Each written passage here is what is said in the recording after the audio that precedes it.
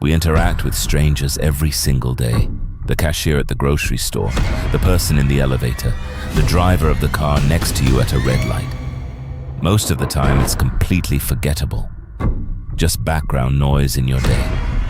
But sometimes, just sometimes, you meet a stranger and something is deeply, fundamentally wrong. Something behind their eyes.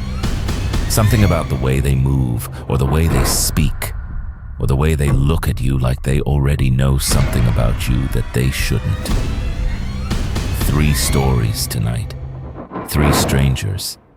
None of them ever identified.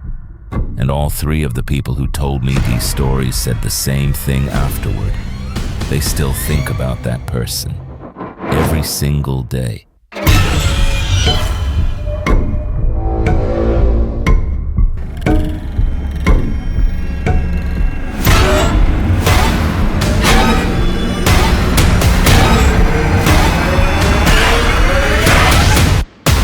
I take the subway to work every morning. Have done for 6 years. You see the same people, you develop the same routines, you stop really looking at anyone after a while. Everyone becomes part of the background.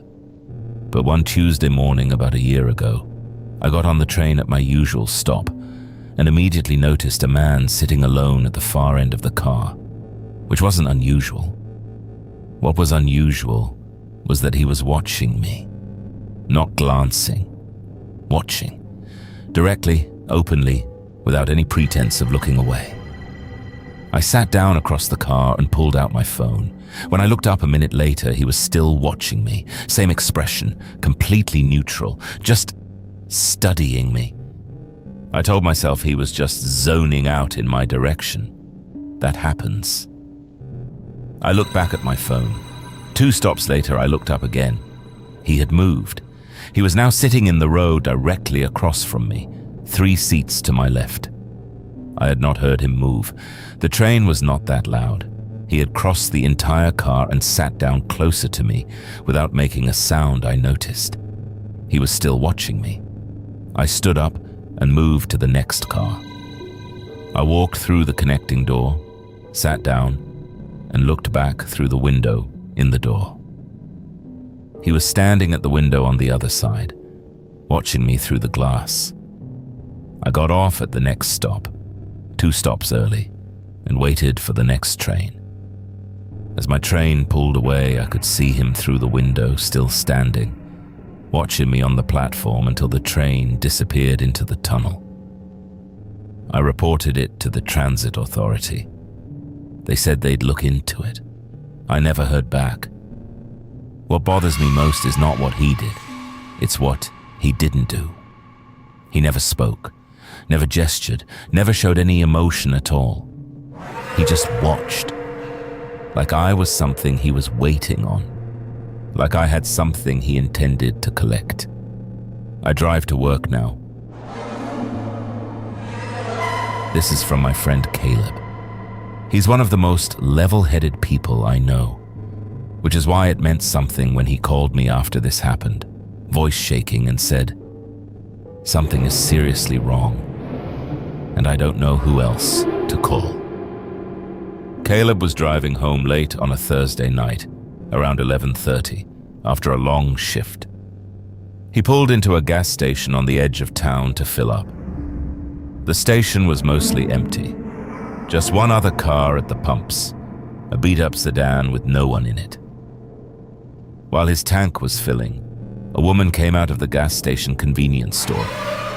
She was maybe 60 years old, wearing a heavy coat despite it being a mild night. She walked to the pump next to his, and without doing anything to her car, just stood there facing him. Caleb nodded at her. She didn't respond. She just watched him with an expression he described as completely empty, like the lights were off inside. He looked away, looked back. She had moved closer. She was now standing between the 2 pumps, maybe 6 feet from him, still just watching. He said quietly, "Can I help you with something?" She said in a completely flat voice, You're going to want to take a different road home tonight. Caleb said, "Excuse me?" She just repeated it. Same tone, same flat delivery. "You're going to want to take a different road home tonight." His pump clicked off. He replaced the nozzle, got in his car, and left. He called me from the road, still shaken. I told him it was probably just a strange woman. Probably nothing. He took his normal route home anyway. About 3 miles down that road, he came around a bend and had to slam his brakes. A tree had fallen across both lanes. A big one.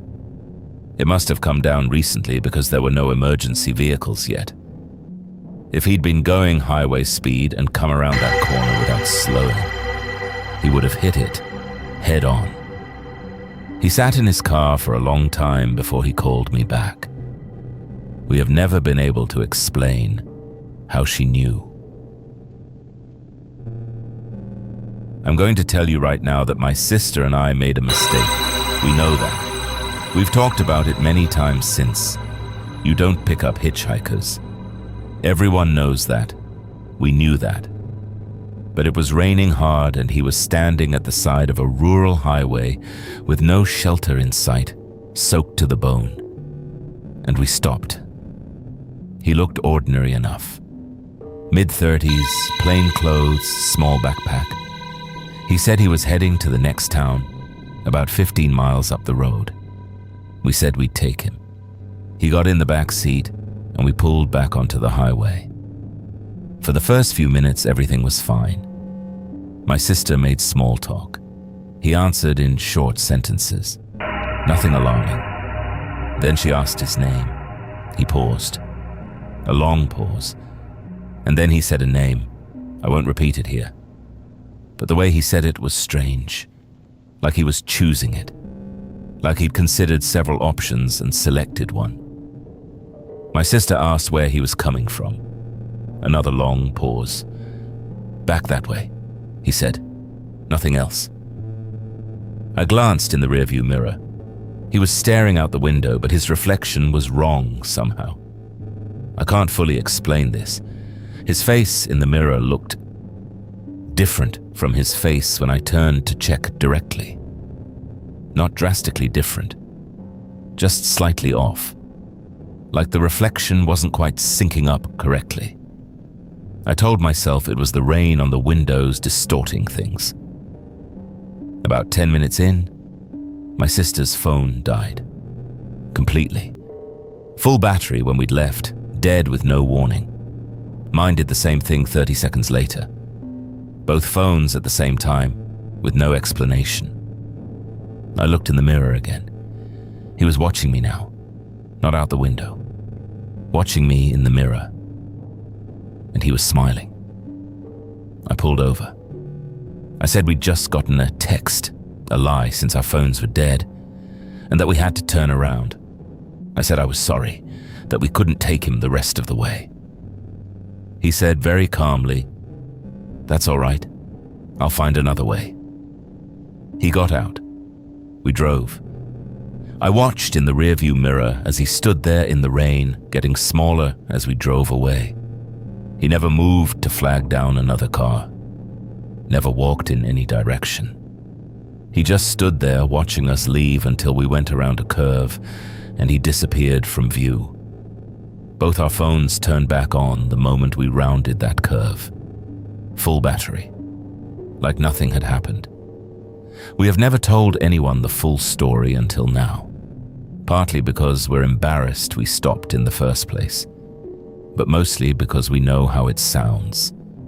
And because neither of us wants to think too hard about what exactly was sitting in the back seat of our car for 10 miles.